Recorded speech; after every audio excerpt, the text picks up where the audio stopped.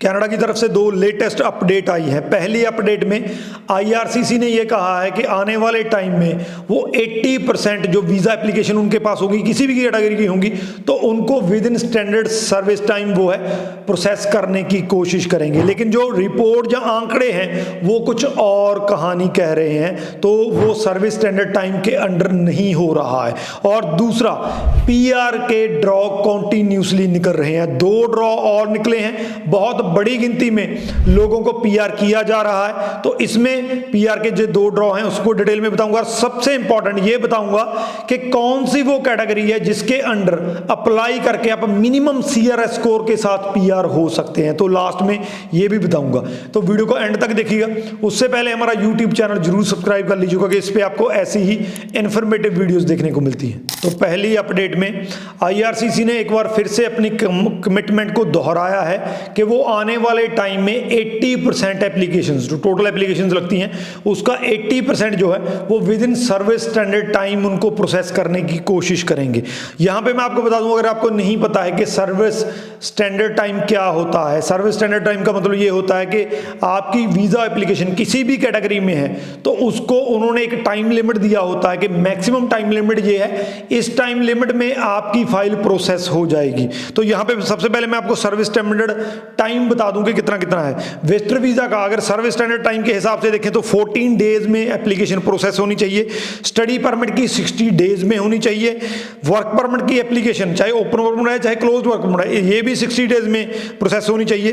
PR की बात करें तो एक्सप्रेस एंट्री का सर्विस स्टैंडर्ड टाइम 6 मंथ्स है और पीएनपी का 7 मंथ्स है। तो ये वो सर्विस स्टैंडर्ड टाइम है जो खुद आईआरसीसी ने दिए हुए हैं, जिसमें आपकी जो वीज़ा एप्लीकेशन है उसको इतने टाइम में इन्होंने प्रोसेस करना होता है। लेकिन उन्होंने कमिटमेंट तो कर दी, लेकिन आंकड़े इस टाइम पे क्या कह रहे हैं, तो आंकड़े ये कह रहे हैं कि जो परमानेंट रेजिडेंस की टोटल फाइल्स इस टाइम पे जो आईआरसीसी के पास है वो अराउंड 8 लाख है, और उसमें 8 लाख में से ये टोटल एप्लीकेशन है 3 लाख जो है वो सर्विस स्टैंडर्ड टाइम से ज्यादा जिनको टाइम लग रहा है, यानी कि 37% एप्लीकेशन जो है वो सर्विस स्टैंडर्ड टाइम में प्रोसेस नहीं हो पा रही है। तो ये इस टाइम का आंकड़ा है। अगर हम टेम्परेरी रेजिडेंट वीजा की बात करें, जिसमें स्टडी वीजा आ जाता है, आपका विजिटर वीजा आ जाता है, वर्क परमिट आ जाता है, तो इसमें टोटल 13 लाख फाइल्स उनके पास पड़ी हैं, और जिसमें से 7 लाख फाइल जो है वो सर्विस स्टैंडर्ड टाइम के अंडर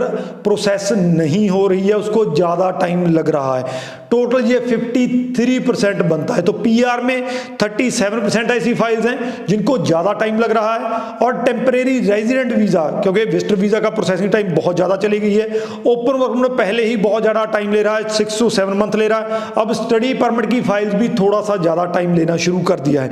तो 53% जो है वो कहीं ना कहीं पे टीआरबी में ज्यादा जो ये फाइल्स हैं जिनको ज्यादा टाइम लग रहा है। तो देखते हैं, हालांकि बैकलॉग डे बाय डे बढ़ता जा रहा है कि आने वाले टाइम में क्या आईआरसीसी जो उन्होंने 80% वाली स्टेटमेंट दी है, क्या वो उसको अचीव कर पाते हैं, क्या वो मैक्सिमम एप्लीकेशन, क्योंकि 80% मेजॉरिटी ऑफ एप्लीकेशन हो जाता है, तो क्या वो मेजॉरिटी ऑफ एप्लीकेशन को जो कमिटेड टाइम है, जो स्टैंडर्ड टाइम है, with in that time period जो है वो प्रोसेस कर पाते हैं, वीजा दे पाते हैं। तो ये अपने आप में बहुत बड़ी कमिटमेंट है। दूसरी जो है ये एक गुड न्यूज है, कनाडा में कॉन्टिन्यूसली, क्योंकि सितंबर में हमने 22 ड्रॉज देखे थे, तो अक्टूबर के स्टार्टिंग वीक में 2 एक्सप्रेस एंट्री के ड्रॉ जो है वो निकले हैं। अक्टूबर 7 को पीएनपी, जो एक्सप्रेस एंट्री के अंडर पीएनपी का ड्रॉ निकलता है, वो निकला था। 1613 लोगों को इनवाइट किया गया था, जिसमें सीआरएस स्कोर 743 था। और दूसरा ड्रॉ जो है वो अक्टूबर 9 को निकला है, जो कैनेडियन एक्सपीरियंस क्लास के अंडर निकला है। अगर आपका कनाडा में एक्सपीरियंस है तो आप कैनेडियन एक्सपीरियंस क्लास के अंडर अप्लाई कर सकते हैं। तो इसमें 500 लोगों को इनवाइट किया गया था, और इसमें जो सीआरएस स्कोर है वो 539 है। तो 2 ड्रॉ अक्टूबर के स्टार्टिंग में निकल चुके हैं। मैं आपको बार बार बोलता रहता हूं कि हालांकि मैं ये नहीं कह सकता, कोई भी नहीं कह सकता कि जितने भी स्टूडेंट वर्कर वहां पे बैठे हैं वो सारे के सारे पीआर हो सकते हैं, लेकिन फिर भी जिस तरीका का माहौल है या नेगेटिविटी है, अगर उसके अकॉर्डिंग हम पीआर की जो इनविटेशन आते हैं, जैसे 22 ड्रॉ सितंबर में निकले थे, इसी तरीके अक्टूबर में पहले वीक में 2 ड्रॉ निकले हैं, तो हम एक तरह से कह सकते हैं कि कनाडा बड़ी गिनती में जो पीआर के ड्रॉ निकाल रहा है और लोगों को जो है वो पीआर मिल रहा है। अब मैं आपको, जैसा कि वीडियो के स्टार्टिंग में मैंने कहा था कि मिनिमम स्कोर बताऊंगा किस कैटेगरी में सीआरएस स्कोर कितना मिनिमम गया है। तो इसमें एक ऐसी कैटेगरी है जिसमें स्कोर बहुत ही कम गया है। तो जनरल कैटेगरी, अगर जब जनरल एक्सप्रेस एंट्री में अप्लाई करते हैं तो मिनिमम सीआरएस स्कोर 524 गया है, पीएनपी के अंडर 663 गया है, कैनेडियन एक्सपीरियंस क्लास के अंडर 507 गया है। इसके बाद स्टेम वाले जो हैं, इनका जो, क्योंकि स्टेम का अलग से अब निकलने लगा है, तो इसमें जो मिनिमम स्कोर है वो 491 गया है। हेल्थ केयर वालों के लिए 422 गया है और ट्रेड वालों के लिए 436 गया है।